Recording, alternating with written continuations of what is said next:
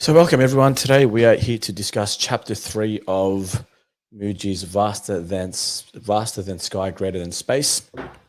I just finished the chapter, so it's still fresh in my mind. Hopefully, you guys have had a chance to finish the chapter, or if not, order the book. Regardless, you don't need to have the book to tune in and just kind of be a part of the experience with the community and just breaking down the insights and knowledge gained from the chapter and all the teachings from Mooji. So it's going to be a great session, and we're going to go a little bit deeper into just what we've learned in this chapter. But before we get started, I really wanted to get started with a little bit of breath work before we start. So Murdoch made a song. Murdoch, one of our members from the Stress Fit community, made a really groovy, funky track that he sent over, a breathwork track. So I thought that what a way to really start off the session, then do a little bit of breathing to his track. It's not. When I was listening to it, I was listening to it, and then I decided to do a bit of breath work to it just to see how I would feel, listening to the sounds of this track. And I found what I realized was that when you do breath work and you enter this state, music can have such an effect on the body. And I think too often that we want to get into this meditative state and go deep. But I was very naturally, I was just allowing the music to move through me and kind of bopping and just kind of, having this rhythmic flow. And that also felt really meditative, synchronizing movement with presence, because I was in a very present state, but the music was flowing through me and there was just this natural rhythmic flow of energy. So, today when we do the breath work, I really encourage you guys to just practice a bit of movement and just allow the music to move through you. I think breath work is so dynamic and so universal and very fluid. Once we enter that state, different sounds can strike different emotional chords. And I found this track made me really happy. It made me actually really happy listening to it. And knowing that Murdoch made it, and put all his time and effort into it was also a great way to kind of just celebrate the love that he put into the track for us all. So what we'll do is we will start by doing we'll do 30 breaths. As we're doing the breath work, I'll slowly start putting the music on. And then after the 30 breaths, the music will be on. And just we'll spend maybe a couple of minutes just listening to the music and just seeing how we feel with the music going through the body. And then we'll start our session because it's a very short chapter today. So a great way to start the session. Welcome, Barbara. Welcome, everyone. Welcome, everyone. So the way we do breath work is different types of breath work. Always good to kind of explain in case there are some beginners in the class. The three main types of breath work that we teach in Stress Fit are balloon breathing, that you guys are very familiar with. Then you've got power breathing, which is a more explosive breath. And then you've got the 2-1 breathing. Now, the difference is that balloon breathing is a very controlled, slow breath where we expand the body, and it looks like this.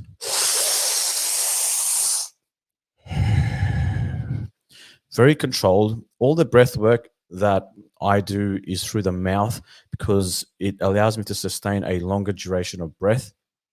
Now, you can do it through the nose, just get it in and get it out, as Wim Hof would say. And when we're doing bigger repetitions in breath, I tend to go into the power breathing, especially if we go into like 100+ breaths. And power breathing is just a short, explosive breath that we do. And it requires you to breathe in as much air as you can in a very short amount of time, to say a second, whereas balloon breathing, maybe go for like 2, 3, 4 seconds. And then you just exhale in a very short amount of time. And it looks like this. So balloon breathing, power breathing. Now, you don't have to go at this tempo. Again, this is something that you develop over time as the muscles, the intrinsic muscles of your diaphragm and lungs get stronger, and you get more and more familiar with these different movements and patterns of energy in the body. Thank you so much, Tanya. And the last one is when we're doing long duration amounts of breath and, the deep dive sessions, I find that the 2-1 breathing is very trance-like, and it looks like, so 2-1 basically means we breathe from the diaphragm out, it's 1, then we breathe up to the top of the chest, that's 2, and then we exhale for 1, and it looks like this.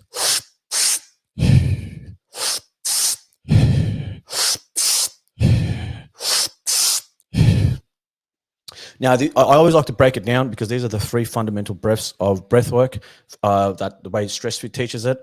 But the way when we're doing any type of breath work, just allow a natural development or evolution of your own breathing develop. Don't be too focused on, am I doing it right? Am I not doing it right? Just get it in and get it out. And as you become more familiar with it, you'll naturally develop your own style. And as you tune in more and more to our lives, then you'll become more familiar with the breathing. Okay, that being said, so we'll do 30 breaths. We'll do balloon breathing because we're only doing 1 round of 30 breaths. Now, at any time, if 30 is too much for you, you can go to 10, you can go to 15, you can go to 20. You can just go at your own pace. And if you're comfortable with just going, please just do that, especially if you're a beginner and you don't want to push it too much, because sometimes, my tempo might be a little bit too intense for some people, and that's okay because everyone has their own style. All right, guys, so let's go straight into it. And again, if you have any sort of conditions that you feel that may onset your symptoms, please do not do a high tempo of breathing. Just take it super easy. All right, that being said, again, this track is just a really groovy, funky track that we'll just listen to and just be very open to it.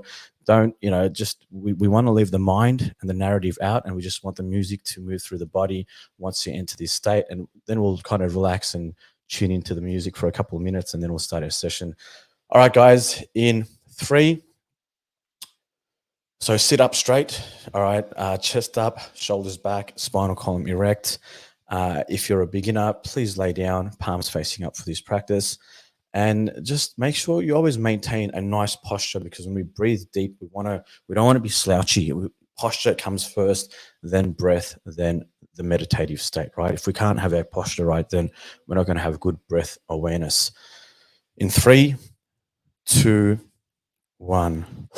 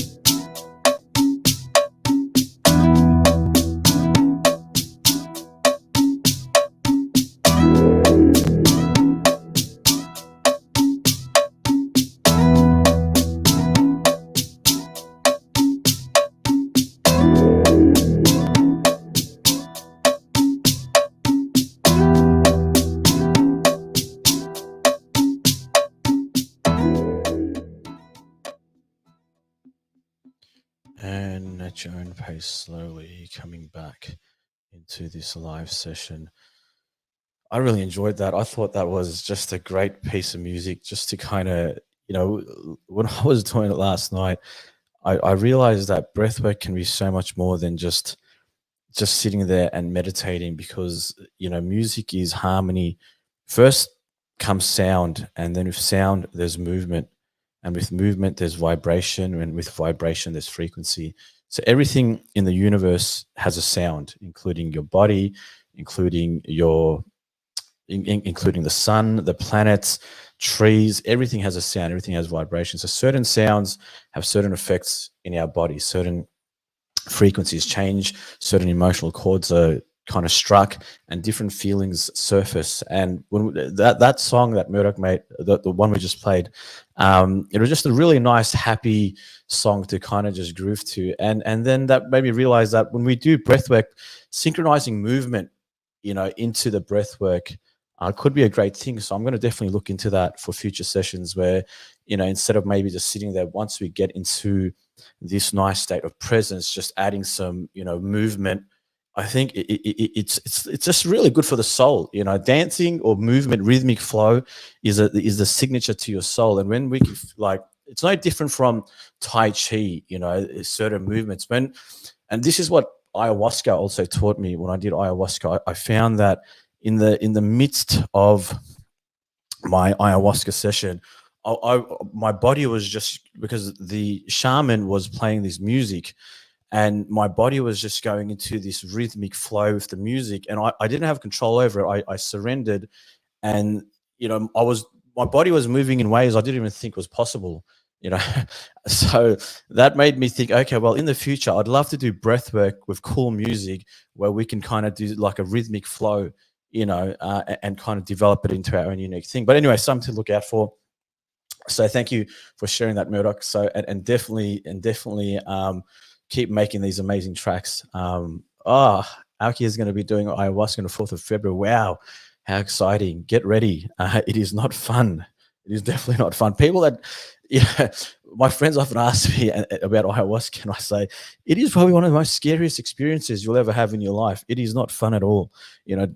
Don't go into an ayahuasca session thinking you're going to have fun. You're entering the spirit world, and it will take you.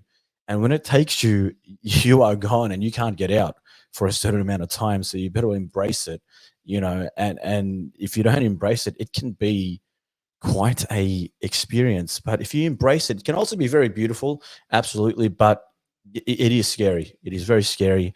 But when you embrace that fear, I think I had a lot of resistance to it, and I get that. So I'm not in a rush to do my next session, but I'll definitely, the near future, we'll definitely be doing another session. And anyone that has a calling for ayahuasca, I think, must do it once in their lifetime, as Terence McKenna would say, the great Terence McKenna, who was such an expert on psychedelics. Everyone should do ayahuasca once, at least once in their lifetime.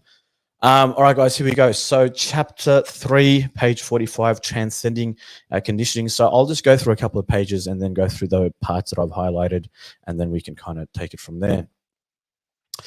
The idea we have of who we are shapes the world we perceive, and the way we see ourselves and others. People generally believe that the way they view the world is the correct way to see things. But it is the idea we have of who we are, or of the world as we know it, is really factual. Is it really factual? If it were factual, then whatever you take to be true would also hold true for everyone else. But that doesn't tally with our experience. In much the same way that you cannot share a dream with anyone, even by describing it, as the sharing of words about it does not amount to sharing the intimate experience of a dream. So too, your waking life is uniquely your own. From a standpoint, the world will never agree upon anything. At the level of body, mind, and personality, there will always be disagreement with every nation, every tribe, and every household, because the mind's waves and streams of interpretations are unique. We can never be identical in our perception of anything. People often say that we must become like one big family, but it is just a spiritual fantasy that we are capable of coming together as one world in which people love one another. To begin with, very few people in the world really want humanity to be one family. The lives of many people are dedicated to making sure that universal love and cooperation do not happen. We don't want them to join us. We have the advantage, so why would we want to share with them? Universal, all embracing love is not possible to attain through the mind. It can only happen through the heart. And to be in the heart, we have to go beyond the limitations of the personality and the conditioned self. I often say that you must be the cow that jumped over the moon. I grew up with this nursery rhyme. Hey diddle diddle, the cat and the fiddle, the cow jumped over the moon. Can you be the cow that jumps over the moon? What is the moon? It's your mind. Trust that what may seem impossible to your mind is totally possible for the innermost being. You have to go beyond the functioning of the body mind because nothing is stable in that realm. You must jump over your moon mind. You must jump out of the realm of totality. And when you come out, you come into realization of the place that you have always been. Sometimes you have to be challenged to do something that as a person you cannot do. Otherwise, all your progress will remain limited to the mind. If you stay just as the person or the personality, the mind will become a minefield. Boom. You are neither the person or the mind. These are two movements inside greater awareness. I am turning you back toward awareness, your purest being, your purest self. I really like the last part. And again, I repeat, you are neither the person nor the mind. These are two movements inside a greater awareness. I am turning you back toward awareness, your purest being, your purest self. And again, what comes into mind is the activities, the concepts, the ideas, our thoughts that we are so conditioned to identify with. And through this conditioning, it's become very habitual. We don't have to think anymore. Thinking happens as digestion happens. So the identification with thoughts is so strong that it leaves us hypnotized and in this state of ego. And without awareness and recognizing the true sense of self, we get consumed in this state. And again, the searching for truth can also be a form of ego because it's another activity in the mind. And that searching, that seeking also comes from this, also comes from the phenomena of movement in the mind. But again, that's also witness. So when Mooji writes, "You are neither the person nor the mind," these are just movements in greater awareness. He's turning you back into the infinite awareness, the infinite awareness that is your essence, that is your truth, that is the seat of the soul, so to speak. And again, that's not something we can really truly grasp with the mind. It's something that we must feel within our hearts.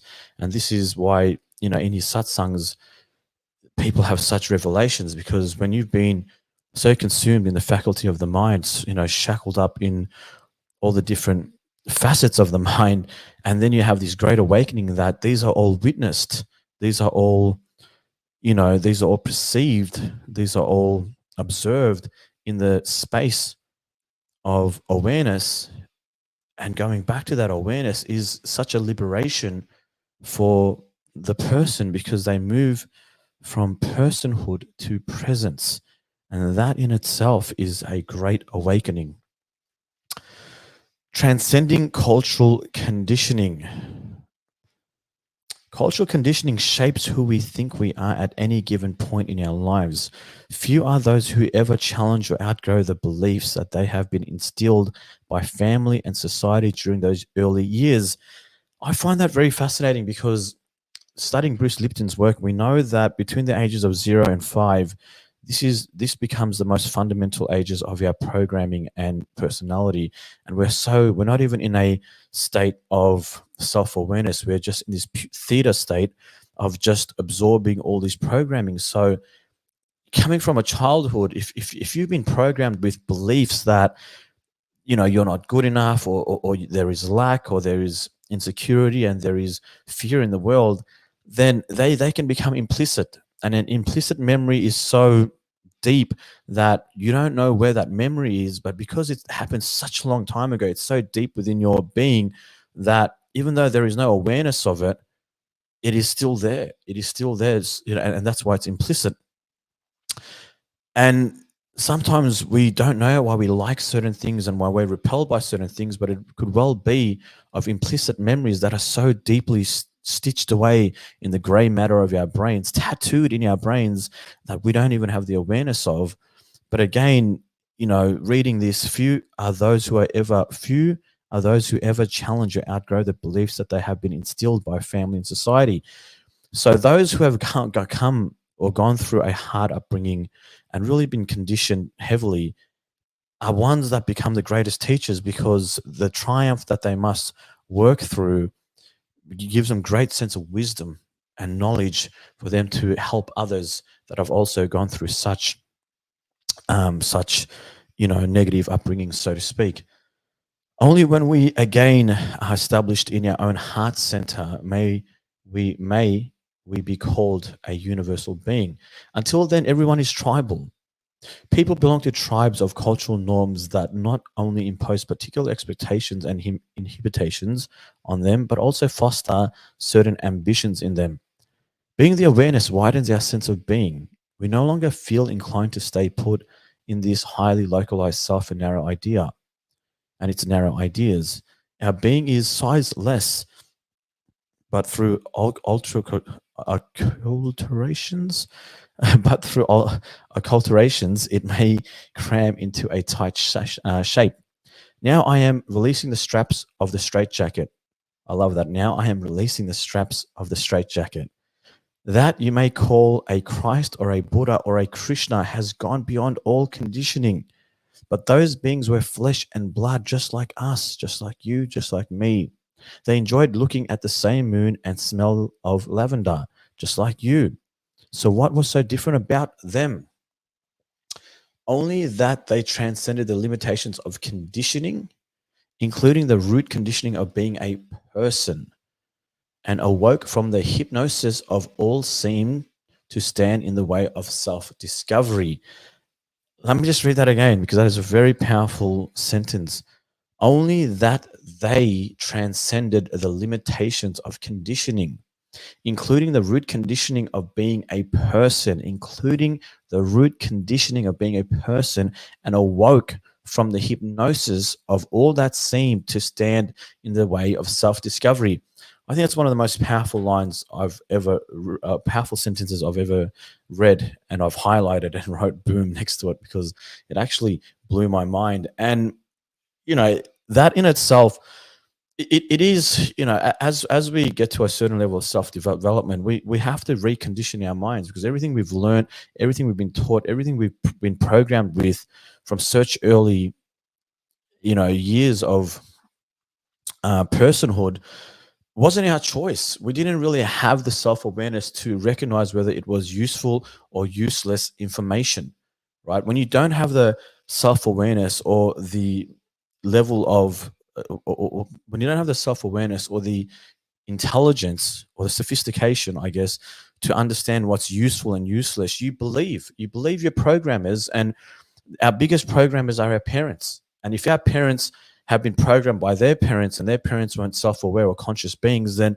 it's not really their fault, because they didn't have the capacity to understand how to program their children to be conscious aware beings in a world that's really, at the core of this world is pure evil in so many ways. Some may agree, some may not, but I that's a different subject. But so if you've been programmed a certain way, and you're taught to believe that there's all this lack and there's all this fear and people aren't to be trusted, and there's this division, and there's separation from everyone, then to recondition that mind to believe that, what, there is no separation, there is unity, we are one, I am a universal being, I'm a spiritual being, I'm not a physical being. And to understand and realize and have all these epiphanies, and grow and really reprogram the mind, it takes a strong warrior mindset. It takes a Buddhahood. It takes, so everyone that's on this path that is doing the work, I credit everyone that's doing it, because I understand the difficulty, and how much reconditioning we have to do. And it's a lifestyle. It's something that you have to always become aware of, because the ego will creep back in and send you back into this hypnosis of all that seem to stand in the way of self-discovery. And that's what's happening, because there are so many psychological conditions that we are not even aware of or have diagnosed, that really keep us in this prison of the mind. Some of us are living in psychosis of the mind, and we don't even realize it because the ego is so strong and it's so clever that we believe, we believe the projection of who we think we are to the degree that it limits our consciousness to this very two-dimensional perspective of life and reality. And because we are in such a physical state, we are so limited in our connection with source. And when we're limited with our connection with source, we don't open ourselves to have all these higher energies move through the body, because at the end of the day, in my opinion, we are conductors of energy. And when we open ourselves, different energies move through our body. And the highest form of energy is love. Love is the ultimate force in the universe. And different variants of love is enthusiasm, joyfulness, peace, happiness, and all these beautiful gratitude, laughter. These are all different variations of love, different frequencies. But if we're not open to these frequencies, then we're limited and we're stuck in this vibrational rut that we don't know how to transcend. And I'll read this again. So what was so different about Buddha, Krishna, Christ?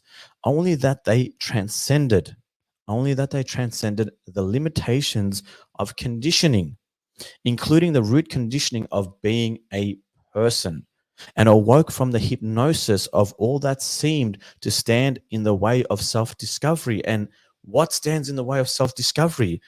It's a big fat ego right at the door of your soul. It's this ego state, and it's so seductive and it's so hypnotizing that we don't even know we're in this state. A lot of us don't even know what ego means. We have this commercial understanding that the ego is this inflated sense of self. It's like, anything that enhances one's self-image is the ego. But that's a facet of the ego. The ego is such an intricate subject that authors and philosophers, they write books on the ego. And again, I like Eckhart Tolle's explanation on the ego, is that the ego is the unconscious mind. The ego is the mind when you're not consciously aware of the mind, because once you're consciously aware, then you're in a state of presence. But if you're not consciously aware, where you're in an ego state, it's a very simple understanding, but it's very powerful, because when you're not aware of your thoughts, you're in this egotistic state because you're not aware. As soon as you bring awareness into your thought process, then you can act from a level of consciousness that gives you the ability to take control over your thoughts. That gives you the ability to channel your attention into thoughts, or bring thoughts into your field of experience that really represent your highest potential. But if we're not aware of this, then we're paying attention to all these different thoughts. And thoughts are just energy. Like a thought. What is a thought? It's this ethereal phenomena that we don't even know where a thought comes from. It's not like you can go scan a brain and say, okay, that's a thought. They're thinking this thought. You can't. You just see electrical activity in the brain. No one knows where a thought comes. It's a phenomena, right? But it's energy. Thought is energy, and thought has a certain frequency. So when you're paying attention to certain frequencies, you're bringing these frequencies into your own field of experience. And if you don't have awareness to what thoughts you're bringing into your field of experience, then these thoughts can drive you crazy. These thoughts can drive you to absolute madness. These thoughts can keep you in this very low vibrational state.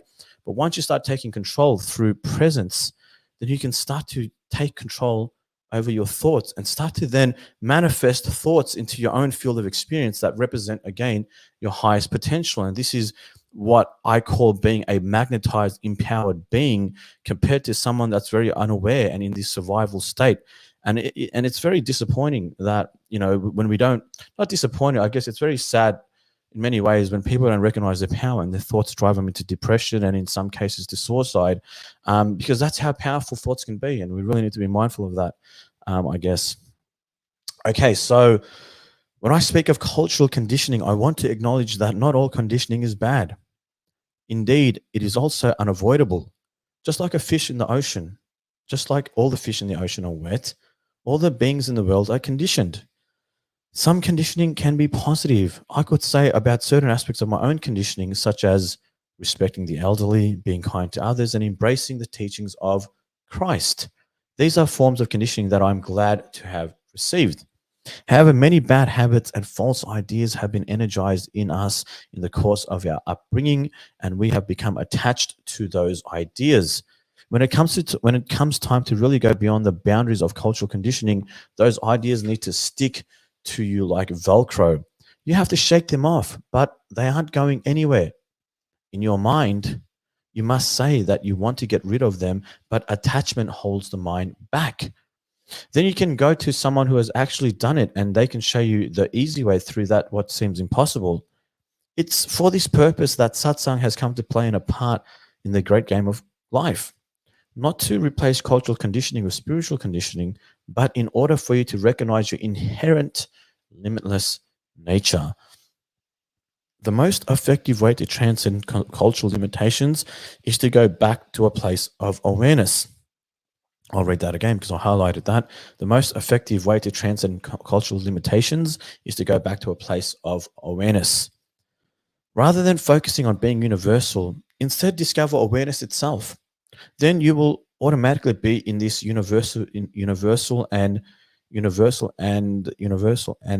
you'll then be in this. Then you'll automatically be in this universality. I don't even know what that word is. I'm just going to say universal. Then you'll always be in this universal state, and no longer will you be crippled by any kind of conditioning. One can climb high and go far within the paradigm of a particular culture. But if at the end of the day you're still left with the idea of us and them, then you haven't completely completed your seeing, because pure consciousness, pure awareness is beyond all categories. It's not even a belief that you have moved beyond cultural basis. It's not even a belief that you have moved beyond cultural biases.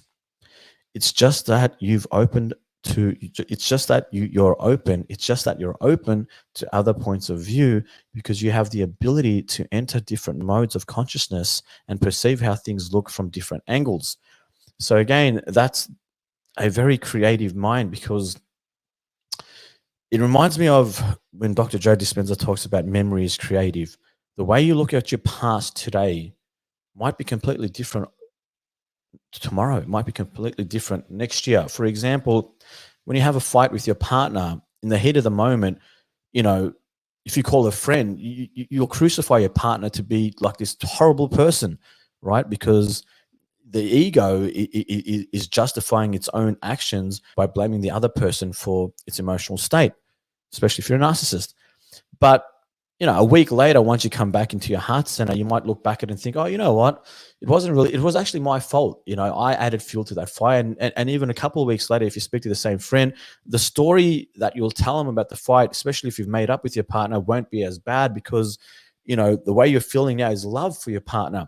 This is just a very simple example. But the point is, when you have a creative mind and you have the ability to adopt healthy perspectives of experiences, then this can be called wisdom, because what one person calls,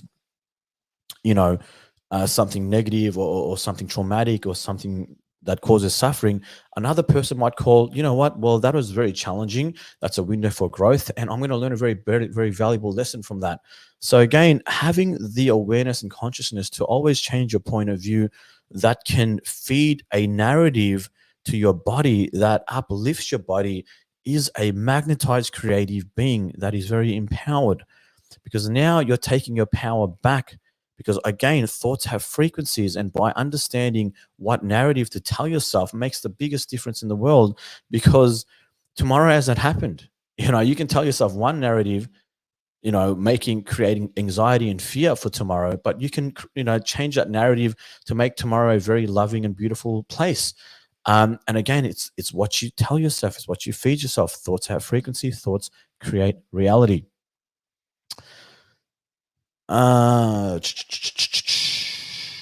Okay, it is very compassionate way of living when you can understand how people see things from their various perspectives. And when people manifest the distortions of culturally limited thinking, even if you don't speak up and challenge them about it or try to guide them to a more universal point of view, the openness of your heart and the spaciousness of your being will affect them enormously.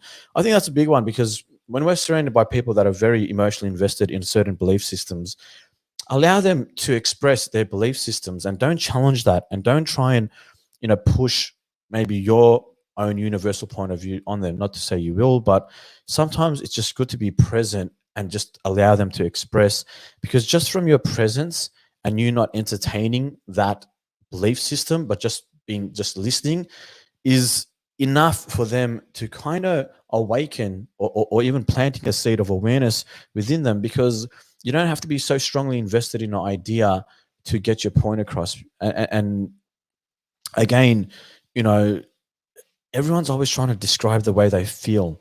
Words are very surface. And I say this a lot because when we express or when we verbalize, it's coming on a deeper level. There is this energetic state that we're trying to express, right? And we express through verbalization, but words are the result of this energy that we're feeling. So we're all trying to describe a state of being. And I think that on a deeper level, we're all connected to this source, but we have different ways of explaining it, as there's different spirals of stairs leading to the same heaven.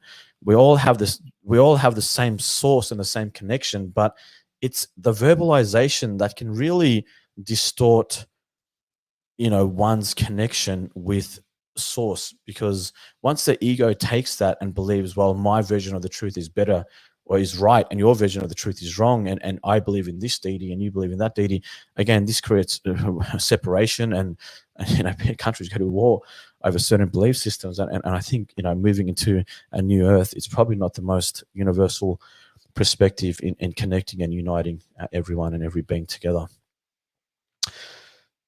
Once you have discovered the place of awareness as yourself, your true nature, your true nature still expresses itself in its own unique way, and may retain some flavor of localization of consciousness that we call culture.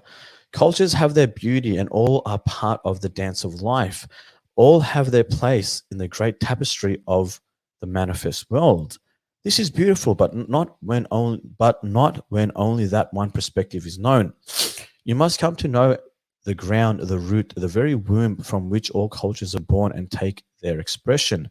And that womb is not different from your own self. I am not happy not only to be saying this, but also to be seeing this realization flourish.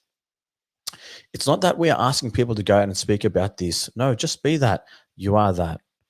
As you discover your essential nature, it happens automatically that the beingness broadens and becomes panoramic in its seeing.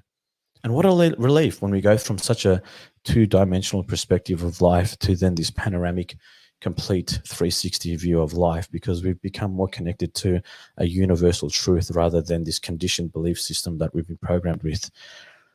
We are perceiving what we are conceiving. If your conceptions are based upon and limited by cultural paradigms, then you are living in a kind of a rut. As an outcome of remaining in this groove of seeing, you're probably going to perceive other cultural paradigms as being somehow off track. The very contrast is often seen as opposition, and conflicts are born of that tendency. The one who has transcended the field of duality has come into the most gracious field, the discovery of the universal self, pure awareness itself. I am happy for this. Let's read that again. The one who has transcended the field of duality has come into the most gracious field, the discovery of universal self, pure awareness itself. Because when we're in this state of pure awareness, there are no cultural separations. There is no difference in our belief systems. Like, we've transcended the verbal realm of the verbal realm that tries to describe our concepts. These are all activities in the mind. These are all witness in the mind, because no matter what you say or what you believe, these are concepts, these are metaphors, these are thoughts that are all being witnessed. In your most true state of expression as awareness, there is no gender, there is no identity, there is no religion, there is no separation, there is just oneness. There is just oneness. But when we believe in these concepts that we have been programmed with, we limit our experience with consciousness, because consciousness, this 13-letter word, it cannot be measured, but yet you, me, and everyone in this beautiful planet has this divine spark of consciousness, and it is not limited to religion, belief systems, cultural differences. It is just one. It is the ocean. It's like picking up a handful of water from the ocean, dropping it, and trying to separate each one to be different. No, we are all droplets of the same ocean. And when we merge back into the ocean, this is the objective and subjective realities, the objective mind and the subject emerging as one. And this is what in yoga they call samadhi. The one who has transcended the field of duality has come into the most gracious field, the discovery of the universal self, pure awareness itself. I love that. I am happy for this. It is as if the world of the manifest existed primarily in the realm of the mind and even in its highest expression. The cosmic mind, one may say that kingdom is still connected to our minds, but awareness is beyond all categories and qualities. In fact, it is the heart of all qualities. What could be a greater joy of discovery? Okay. It would be wrong indeed. It would be appalling if there were only to be one religion in the world. It would be the biggest fascist undertaking you could ever imagine. We need all religions for as long as human race still needs to be educated. Each religion shows us something else and from a different angle, and that our development and our understanding can become universal. Again, religion is a beautiful thing. All religions have such beautiful teachings and such amazing insights to be learned. But I feel again, it's all the one truth expressed differently. We're all trying to describe source and our connection with source, but we use different words, different concepts. But when when the ego believes that my truth is more righteous than your truth, then this creates friction, confliction, separation. And this is why we need to transcend duality and just connect with the universal truth, which is the oneness connection with consciousness that isn't limited by any concept, right? Because all our concepts, all the mental construct, right? The mental construct, the mental framework, the definitions that we give our reality through conceptualization and intellectualization is an expression and a phenomena of the mind, of this instrument. But again, this is an activity that is witnessed. So it's almost like we can have fun in this playground, playing with this phenomena and playing with all these ideas and exploring all these ideas and believing that there's this hypothesis and that hypothesis, and we all have our theories, and we emotionally invest in them and we believe it's the truth. But again, it's just all fun and it's all activity in this space, in this ether. But for those who don't go deeper than the verbalization, really limit their experience to the truth of where the searching is coming from. And again, it goes back to Rumi's quote, which is probably one of the most powerful quotes ever. What you are seeking is where you are seeking from. So moving to page 51, because awareness has nothing to do. Okay, I'll start from. I want to encourage people toward a more universal view. We have been brought up in our own traditions, and nobody is free of the biases of the traditions have imparted. Our conditioning, especially our spiritual conditioning, is tribal. When we apply ourselves only to the personal realm, we cannot get over our biases so easily. It is as if they were running in our veins and we were breathing them in our lungs. Yes, I'm not saying that this transcendence is going to be difficult. No, it's actually easier from a place of awareness, because awareness has nothing to do because awareness has nothing to transcend. The greatest and most beautiful thing in life are always easier, because the universal is far more natural than the personal. Because the universal is far more natural than the personal. Personhood is is an expression. Personhood is an expression, or personality is the expression of personhood, right? And all this is developed through our conditioning and our experiences and everything we've heard, touched, felt, experienced. It's all part of what we have now acquired to be this personhood. And when we emotionally invest in these ideas and we form these beliefs, and we really, believe in some of these concepts, then it really can be challenging to transcend, because the programming itself is so hardwired into our makeup. It's so hardwired into the neurological networks of our brain. It's so enriched that to transcend this level of thinking can be quite difficult. But again, this is movement. These concepts are all witnessed in the mind. And when you go from a personal belief to a universal truth, a personal belief to a universal truth, it's far more powerful. It's far more powerful because the universal truth is the universal truth. You are awareness. You can challenge that all you want, but your challenge of that is still an activity in the mind. If you don't have to believe you are awareness. That is your most fundamental, state of experience.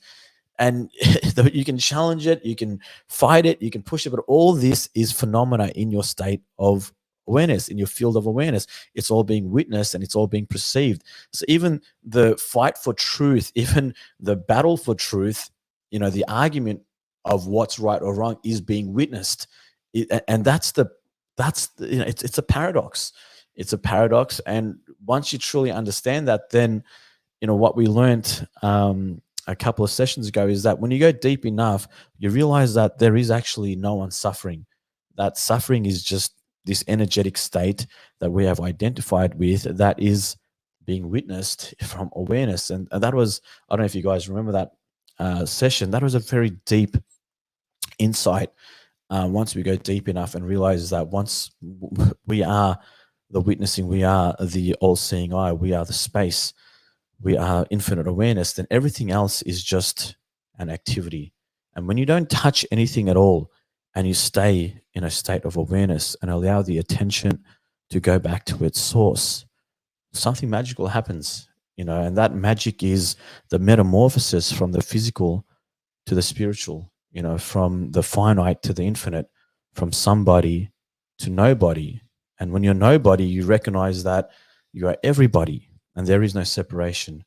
There's only connection. But we've lost that connection for some of us, but it's always there. And to reconnect, you just have to open your being. You have to be still. You have to be quiet and not feed these concepts, not feed these thoughts, not feed these beliefs, and just watch, pay attention to being aware and just witness and let them come and let them go and recognize these are all phenomena. And your true position is in a state of awareness. That is your true position. But it's missed sometimes for hours, for days, for weeks, and for some of us, months, and others, years, and some are unfortunate to not even recognize this in a lifetime. But it is inevitable. It is the inevitable truth. And whether we live one life or 1,000 lifetimes, I truly believe that we'll come to a point where we'll come back to our awareness, because this is the path. This is the cycle. This is the evolution. And maybe we're all here to discover that truth. That essence is what that will catapult us into this astral state of experience. And when we're in this astral state, I think we're more creative, we have more power, we have the ability to really manufacture our desires. And here in this physical state, we're limited, and especially time. It takes so much time to go from point A to point B. But in our true state, there is no time, and we can create, right? And when we create, that's where we become our, I guess, when we come from a place of creation, I think this is our true state, because to create is life. When we're creating, we are more connected to life. So this is a difference from going from a survival state to a state of creation, right? To being a creator of your life. You cannot understand the truth when it is only partial and biased. We found the truth. This idea isn't true. If you feel that you have realized the truth as a Buddhist, a Christian, a Jew, or a Muslim, but the other religions are not quite there, then you have not realized the truth. The pure self is to be found at the very heart of each religion. From the core essence, every one of the religions points a finger towards truth, but the finger itself is not the point. No, you must follow the pointings. Being part of a tribe is okay, but you must go beyond it inwardly. You are the self, and the self is universal. Truth is beyond religion. Religion is the best just faculties that recognize the recognition of truth. Being religious is not the goal. When you realize the truth of your own self, you will have to transcend all tribal limitations. You are not against anyone. In fact, you are for all of existence because you are the one with it. How beautiful. I think that's a very powerful sentence, is that to recognize truth, you must go beyond all your conditioning, all your belief systems, all your assumptions, all your perceptions, all your ideas, all your thoughts. You must transcend it all, right? Your gender, your roles, just everything. Everything that is expressed from the instrument of the mind, anything that is expressed through the mental construct of thought must be transcend. Must be We must go beyond. And when we go beyond this faculty of the mind, where in the heart of the mind is this ego, then we connect to the space that allows the mind to manifest in. Because without this space, there will be no mind to manifest, and no thoughts, and no concepts, no ideas. It is the place of your awareness. Okay, moving along. Okay, this is melts in the ocean of unity. Okay, I think this was a really powerful metaphor and story. So I'll read this. Three little beings found themselves living on the beach.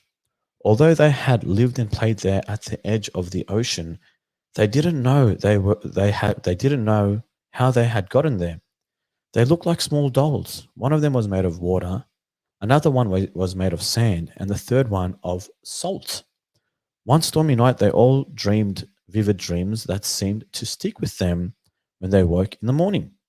When they saw one another, they all uncharacteristically, introspectively said, noticing that the others were so pensive, each asked the other, "What's wrong?" The water doll said to the sand doll, "I don't know, it's just that I had a dream." "You too," replied the sand doll. "I also had a strange dream." Now the third one, the salt doll, said, "This is pretty odd. I too had an unusual dream."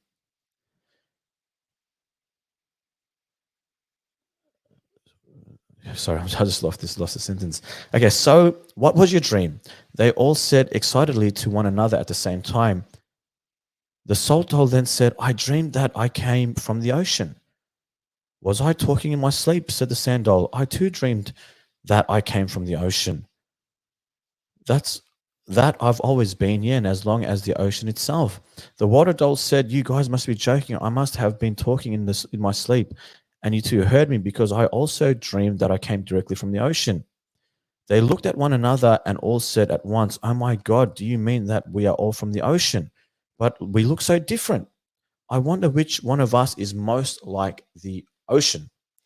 Oh, they were so excited. Now it was a competition. The sand doll said, "I feel like I am most like the ocean. Look, there's sand everywhere." The water doll said, "No, look at all this. It's me. Just look at the water." Then the salt doll said, "No competition. Just stick your tongues out and taste what? Me, salt." How can we test who is the most like the ocean? They all asked in union. Now they were very playful beings indeed, and all wanted to go first. So they drew a straw to decide. The first to go was the water doll.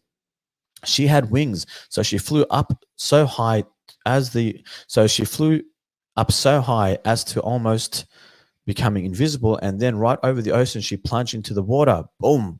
And that was that. The other two dolls were waiting. Why is she taking so long? It's my turn. Where is she? Maybe she decided to explore a bit as the ocean is so vast. Finally, the salt doll said, "I can't wait. I'll go see where she is. If she comes back, tell her I went after her."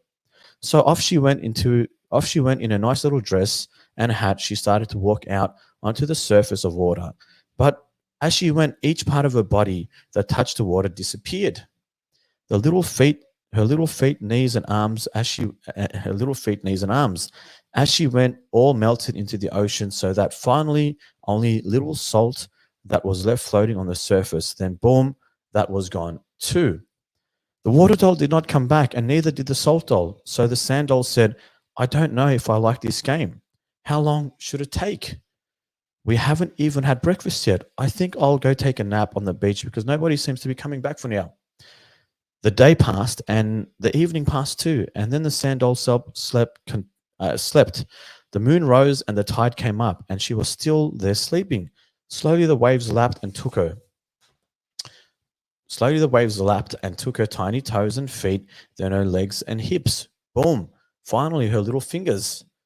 In the end, there was no one left. So who was the most like the ocean? So the point of the story is each doll represents a certain kind of temperament embodied in religion or a spiritual way. Let the dolls play until they melt away. Each seeker who truly investigates into their own essence will melt here in the ocean of unity. I'll read that again. Each doll represents a certain kind of temperament embodied in a religion or a spiritual way. Let the dolls play until they melt away. Each seeker who truly investigates into their own essence will melt here in the ocean of unity. Um, yeah, it's a great story. So when I was reading that and then started understanding that the separation we create through the conceptualization or the belief systems we foster and adopt is just a playful activity in our minds. But ultimately, when we find the truth, we all melt away into the ocean of existence. We all melt away into the ocean of consciousness, and there is no separation. So let the mind play, let the horses run, because ultimately, at the end of the day, inevitably, the truth is that we will all melt away into the ocean of life. Breaking the spell of personhood. We will only come to understand what it means to be in this natural state, neutral state, once we are really ready to enter the state. If I were to say, don't do anything, you might instead try to do something, or you might try to instead do nothing, which could be ridiculous. So I don't advise you to do nothing. Rather, let your activities occur naturally and keep your attention in the I am. If you make the mistake of believing that activities disturb the state of presence, then you will start avoiding them. But activities are simply unfolding in the I am, which is the witness of them all. So being active will no longer disturb you. I think this is a very important sentence because too often when we are meditating and we're in this state of mindfulness, when thoughts manifest into our experience, we may try to avoid them. We may try to avoid identifying with thoughts. We may try to resist, and this level of effort again can create a little bit of I guess friction in the mind, because your effortless state shouldn't require any effort. So allowing life to unfold, allowing the present to unfold, allowing the experience to take you without any resistance, without identifications, just complete acceptance of what is the most effortless, timeless state. Because in this most effortless, timeless state, we allow everything to unfold in its sacred expression, and we don't disturb anything at all. And when you don't touch anything at all, it becomes so easy to move with the flow of life, right? You might ask, is it enough? I'm just okay with things as they come. And I say nothing will be enough until you are stabilized in your being. When you are stable here, then whatever arises will naturally correspond with your being. You will no longer be a person trying to do something, but as long as that personal sense remains in control, it will always be scratching about. It will be dissatisfied even with the I am presence. It will say, I don't get this I amness thing. I'd better do something else. So I will start chanting Om Namah Shivaya until I fall asleep. It will I will walk up holy mountains until I get exhausted. Then it will come down and bathe in the Ganges until it gets cold. And then it will start to sing devotional hymns until it gets tired as well. As long as the person keeps trying to get there, it will get fed up with this very state. But as you pay attention, and you can begin today, right now, in this moment, you'll become aware of the natural feeling, I am. And you don't have to go out looking for it. In fact, to go looking for it is a mistake, because you are already there being dumped by the mind's tricks. You are, I am. How natural, how simple this truth is. And it goes back to Taoism. When you stop trying to be accepted, you are accepted. When you stop trying to reach it, you feel it, you know. And that is the Taoist way, and that is the teaching of falling into emptiness. And I have an amazing course that I've written called The Way of the Tao. If you guys want to go into Taoism teachings, very powerful course written by myself and recorded by Elliot Treves, a great teacher here on Inside Timer. Truth takes no time. Okay, so let's read this last bit, and that'll be our session for today. The I has by force of habit been given over to the ego and the mind, so that we behave as if this personal sense is all we are. But it is not. It can behave through it. It can behave as though it were. It can believe itself to be, but essentially the small self is not your ultimate reality. I means presence, holy presence. It can never not be true. It can only be dreamed to be something else. Satsang is a space in which you can confirm for yourself that this presence is true, and that affirmation brings you a great joy and peace. Where did this sense of distance come from anyway? It grew out of conditioning and from identifying with personhood. This imagined division between yourself and God, between yourself and truth. It is the single most toxic belief one can embrace, because it poisons everything else. If you believe that something is fundamentally wrong with you, then you will always be trying to work on yourself, always trying to fix what's broken. It's very powerful, like, if you wake up in the morning and you feel complete, you feel whole, you feel abundance, and you don't need anything, and you go out into the world, you show up in the world at your full potential, and you act from a place as if you're already there, you watch how your life will start to transform, because there is no more lack, there is no more yearning, there is no more desire, because you have found your ultimate truth, which is the connection of yourself. You know how empowered your being is, because you have discovered this power within yourself that recognizes that you are a spark of consciousness, and your ego may not have everything that it truly desires right now in this moment, but you realize that these are just impermanent, that they're just going to give you feelings that are going to be washed away, and you're going to need more objects and more experiences to amplify these feelings. But if you find this in the present moment, in the now, in this timeless state, then you are causing an effect, and your environment will start to change. Because as your perception changes of the world, because you're acting from a sense of completeness, the world will change. And this is the dance between observer, consciousness, and matter. Matter changes through observation. Through the act of observation, we are collapsing the wave function. We are localizing these atoms into one state through the act of observation. So if you observe your reality from a perception that everything is complete, everything is abundance, and you are grateful for every moment, and you are perceiving life to be beautiful, then watch the ripple effect this creates. It may not happen in that moment, but if you are persistent and you wake up every morning and you go out there and you show up believing this, life will start to mold to reflect your perception. This is not some spiritual gymnastic. This is a universal truth of the power of consciousness. I have seen it in my own life, and there are thousands and millions of other people that will validate this, that you have to change yourself in here first. And the way you perceive reality, the way you perceive your reality becomes everything. Your perception is everything, because your perception is defining your reality, right? And if you're perceiving reality from a place of anxiety, and you're perceiving it to be threatening and fearful, and you're dwelling on all this negativity, then what are you projecting into the world, and what is the world going to give you back? Because there is no logic as we understand logic. What you project, what you believe, what you perceive is ultimately what you receive, right? So again, change your energy to change your life. You can't wait for your life to change your energy. As Murdoch said beautifully, what you think you become. Where your thoughts go, your body must follow, right? Thoughts create reality. That's just the way it is. But more importantly, feelings are the catalyst of thoughts. So the magic is in the feeling. Okay. This life is for winning your freedom back from the captivity of delusion.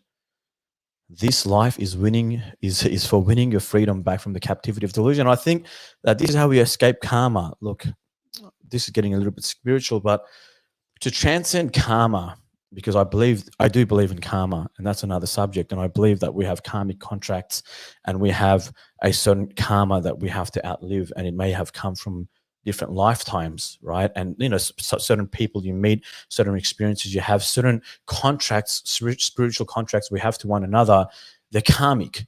And unless we really balance our karma and come to this place of presence, we might go round and around and around and again in this eternal search of enlightenment, lifetime to lifetime, trying to balance our karma, trying to really, transcend our karma. But if you can become awareness and you just allow yourself to be in this natural state, I believe that you can transcend thousands of years of karma, so to speak, in one moment, just through awareness, because you are then universal.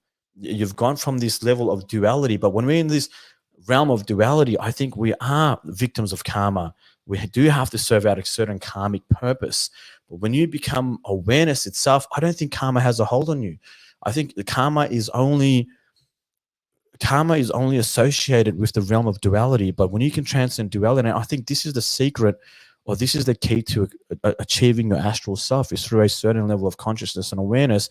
And that's why most people can't wake up in their dreams, because they don't have a level of awareness that allows them to wake up in their dreams, because they're too consumed through their subconscious and through certain conditioning. But when you can wake up in your dreams and you can take control of your dreams, whether that be astral projection or lucid dreaming, I believe that is your awareness, right? You've got a very strong sense of awareness, and some people do it naturally and other people may do it through taking certain substances. But again, I think this is a game of awareness, and the more aware you become, the more present you are. And when you kind of are in this state of presence, when you're in this state of presence, I think you transcend all physics, all spiritual physics, and all the rules of this game of life, especially karma, and you can kind of achieve this certain heightened state. I do believe that, and I'm just getting this feeling. I'm trying to describe it as I read this, so forgive me if I haven't articulated what I was feeling too well. Definitely, Pina. We're doing a class this week on emotional freedom. Check out the Facebook. Sorry, check out the Insight Timer, my profile on Insight Timer. And I think we're doing one Thursday on emotional freedom. So anyone that wants to learn a little bit more on how to turn panic into freedom, how to turn anxiety into harmony, how to really bring awareness into your emotional wounds and transcend them from a place of consciousness into, I guess, transverse that energy into a more harmonious energy, then check out this live coming up this week. Okay, so we'll stop this session by reading this one last paragraph. I'll start it here. But the truth takes no time. Presence is timelessly here. It just may take some time for you to discover the timeless, because the mind is mischievous. Belief structures get created, and we have to somehow dismantle them to disconstruct the myths. Sometimes, like a reflex, makes a jump back to personal identity. It is this draining way of untruth that may take some time. Over the millennia, so many beings have searched for truth, for the root of their own existence, and now their bodies have perished. Now it's your turn to live in the search of truth. By prioritizing the quest, we place ourselves on the cutting edge of human experience. We'll be fine, which is imperishable, exhaustible, inexhaustible, timeless, and indestructible. We'll be fine, which is imperishable, inexhaustible, timeless, and indestructible. Love that. That which we truly are. Let us use our time to discover the timelessness, the time bound to be with you as well. But don't try to grab onto it. Time says all of this that you perceive on the outside of the eyes and even behind the eyes in the realm of emotion, thought, memory, and imagination, even the very place where concepts themselves are born, all of that belongs to me. I am time. I will take all of it with me. Also, if you're not careful, I will take you as well. This is another metaphor for karma. You know, if you're in that realm, you'll be in that realm of karma. But time even eats entire civilizations and buries them beneath the earth. Some ancient kingdoms are buried so deep that only archaeologists can find them, digging them out with great effort because time has devoured and buried them. Every name, every form you see, time will change, eat, and swallow. But time also says, I will eat everything you perceive, but awareness I cannot eat. Awareness will eat me. There is something that time cannot take until you realize this timelessness as your true being. Time will take everything you think you have and all you think you are. Your beingness came here to resolve itself in oneness so that what you need have you for. So your beingness came here to resolve itself in oneness. So be that. What need have you for anything else? And that is a wrap for this session. Thank you so much, guys, for being here and exploring chapter 3 with me. Very, very powerful chapter. And again, the last paragraph, the last insight, that time will take everything but awareness itself. Awareness itself, right? That is the key. That is the path. That is the journey of beingness, is not only recognizing your awareness but emerging with your awareness. Because again, going back to the karma hypothesis, nothing can affect you spiritually, physically, emotionally, mentally, neurologically, biologically, whatever, right? Energetically, if you are in this awareness state. This state of awareness is so powerful that you don't exist when you're in this state of awareness. You it's like the raindrop emerging with the ocean. There is no separation. It is just this connection with everything. And when you're vibrating at this frequency, karma, time, gravity, physics, whatever it may be, cannot affect you. It cannot infect you. You are so invincible. Not even the devil itself can come and create fear inside you, because you are indestructible. There is no fear. There is absolutely no fear. There is only this invincible, indestructible, powerful state of awareness. And the more you merge with this state, the more empowered, magnetized you become. And the more mana, the more spiritual strength we acquire in this world. So tune into tomorrow's meditation, where we will go deep into the awareness and we will apply everything that we've learnt today and complement that by meditating together. We'll add some music in to go deeper into the state and cultivating this state of awareness, so we can start to increase our mana and we can start to emerge with the fundamental truth, which is that we are consciousness. That's what it is. And it's just a concept, 13 letters, and we're going beyond the concept. And in this feeling, in this experience, there is no questions, right? There is no questions to be asked. There is only one. And let's cultivate all that together tomorrow. So hopefully you guys can make it. We've got a couple of lives coming up this week. We've got breath work, meditation. I think we have an emotional freedom session and so many other cool things. So I hope you guys can make it. I don't have time for breath work. Sorry, Sunny. I've got to go. But we did one at the start of the session. So we'll save it for tomorrow. I was meant to end this session at 7:00, but it's 7:20. But I had a lot of fun. Thank you so much, guys. Thank you so much for being here. Thank you all for the good vibes. Thank you for those who donated to support the channel. And I will be back tomorrow to do some meditation. So grab your headphones and let's meditate together and find that sweet spot of presence and cultivate, more awareness into our life, so we can become more empowered together, collectively, globally, creating more love in the world. Until then, until next time, stay blessed, everyone. And thank you so much for tuning in.